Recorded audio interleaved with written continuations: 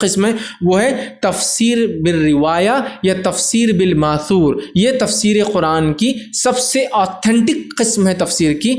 ये तफसीरी सबसे मुस्तनद तफसीर दुनिया भर में मानी जाती है। तफसीर बिल रिवाया तफसीर बिल मासूर, जिसका माना होता है जब मुफस्सिर तफसीर करता है तो हर चीज़ की रिवायत नकल करता है कि ये कहाँ से उसको बात मिली और वो क्यों लिख रहा है। जिसकी अगर जीती जागती मिसाल देखना है तो तफसीर अल कुरान अल अज़ीम जो कि अल्लामा इब्न कसीर रहमतुल्लाह ने लिखी है, तफसीर इब्न कसीर के नाम से मशहूर है। अगर इस तफसीर का आप असल नुस्खा पढ़े अरबी में या उर्दू का, अगर हुबहू तर्जुमा वाला पढ़े तो आपको कोई भी बात यूँ मिलेंगी, हमसे फ़लाँ ने कहा, फ़लाँ ने फ़लाँ से कहा, फ़लाँ ने हम तक कहा, हमसे वो बात पहुँची, उनसे बात हम तक पहुँची और मुझ तक ये बात इनसे पहुँची और उन्होंने कहा, इसका माना यह है।